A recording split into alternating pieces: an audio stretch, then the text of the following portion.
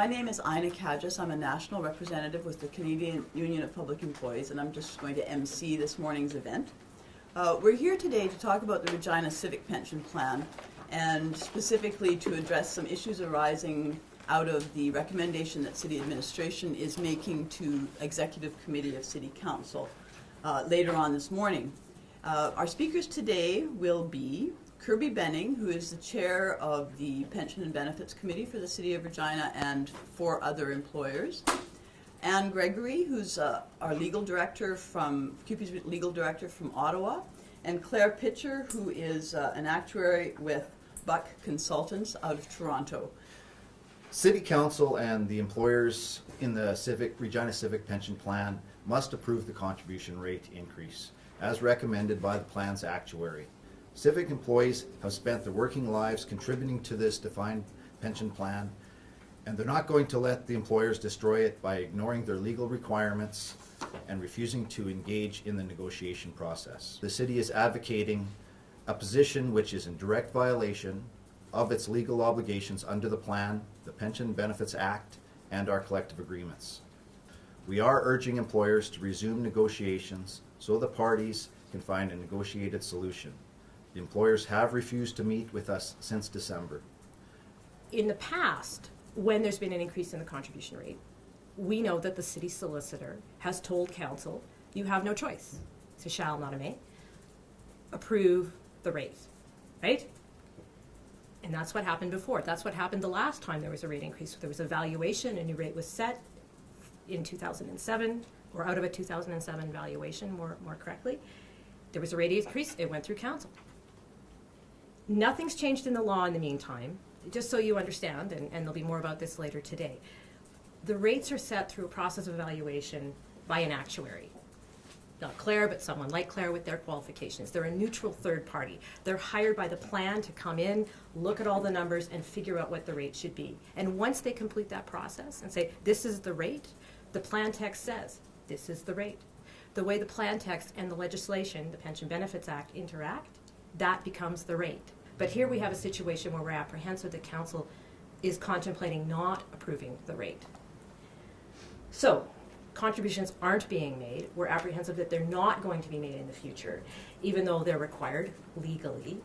And so your question is, thanks for inviting us this morning, but what are you going to do about it?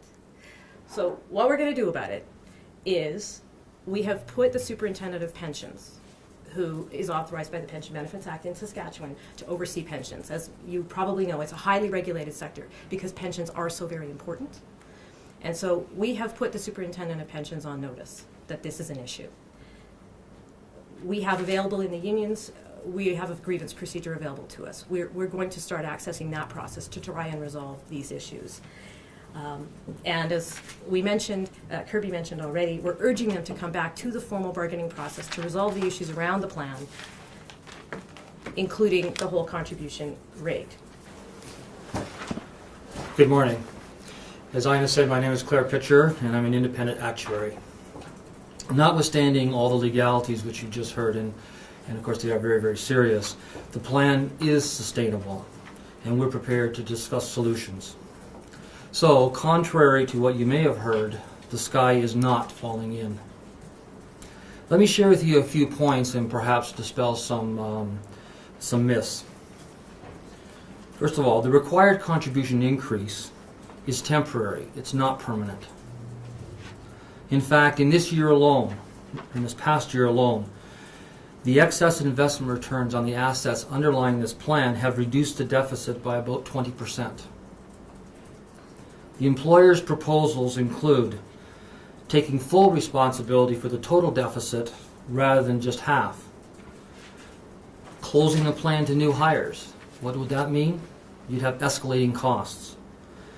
So the combination of those two things, taking responsibility for all the deficit rather than just half, and closing the plan to new hires, means higher taxes ultimately to the taxpayers.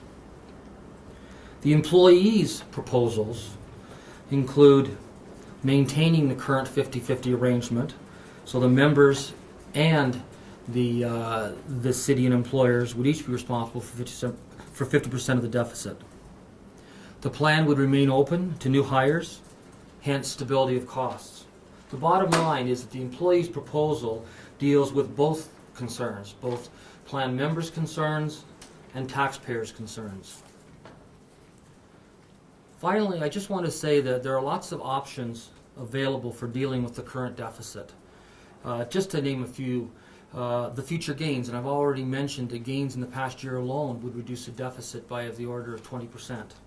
Longer amortization periods, certain benefit changes, and a host of actuarial techniques, which I'm not going to go into here, that can be used to alleviate the situation. So, we need to get back to the bargaining table and bargain in good faith. We need resolution sooner rather than later, as Kirby said, because the longer the delay, the worse the problem. And obviously, the greater the required medicine. Thank you very much. There's no question that the rates as set by the actuary are high. And we as employees know they're high, and we don't want them to be a long-term thing either. We want them to get back to the bargaining table so that we can deal with those rates, bring those rates down, because that's the unsustainable part of what's going on with the plan is the rates. And that's what we need to deal with.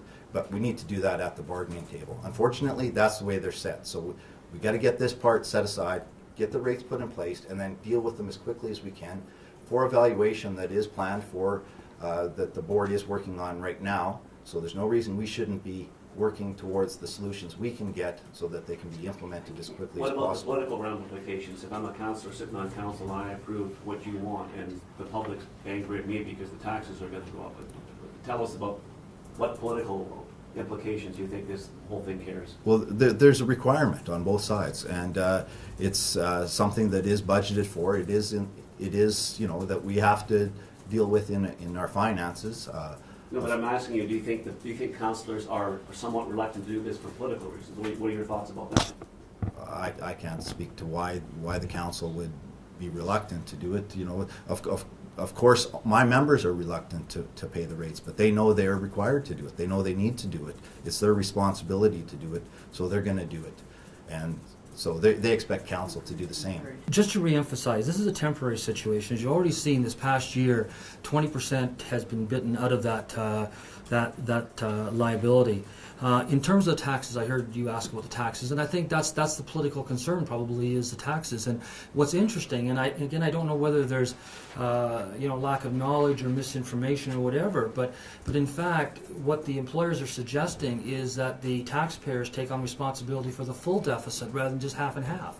So right now, in terms of what we're talking about, is sharing this deficit between members and the employers. Whereas the employer is talking about a solution which would see the employers, i.e. the taxpayers, take full responsibility for the deficit. So that's got to have a greater impact or worse impact on the taxes. The second thing, as I mentioned before, is in terms of if you close the plan down, think about it. You close the plan down to new members, young members coming in. That means the members that are there are just getting older and older and older and older. And as they get older and older and older, the cost goes up and up and up. So again, going back to the taxpayer. So both of these things, in terms of the members' proposal, would in fact reduce the tax situation. So again, whether it's based on misinformation or lack of knowledge, we're not really sure. But certainly the administration people feel that there's a good reason not to do this. And as Kirby said, none of us likes a contribution rate of the order of 28%. But, again, that's only temporary. The long-term cost of the plan is more of the order of 18%, split two ways. Do you feel the market alone, combined with these increased rates, would allow this plan to recover in its current form? And Absolutely. The last 2 years you've seen double-digit rates of return. That's a reflection of when we had the market crisis a couple years ago, which was the most significant market crisis since the stock market crash of 1929 and the subsequent Great Depression. The largest one since then. We've already seen 2 years of double-digit rates of return, and so far this year, I think Kirby, you were showing me some numbers this morning that show that we're on a path for another year of double-digit returns. How much will it go down? You say significant. Is it 20%? 20% go down by 40 or 50 million.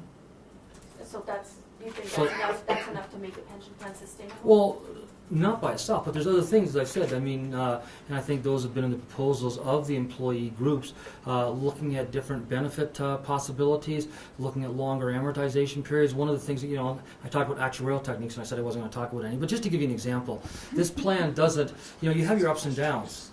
Okay, there's things that actuaries can do to smooth out those ups and downs. This plan doesn't do that. It just takes the full hit of the downs. So when the down happened after 2008, then you were forced to take the full brunt, and that's what that $240 million represents, whereas most plans, they smooth those things out. We, as employees of the city, are also taxpayers of the city, and so we have the concern on both sides. Our contribution, our responsibility of 50%, and then as taxpayers as well. So we are here looking for the solutions to make a long-term solutions for the plan.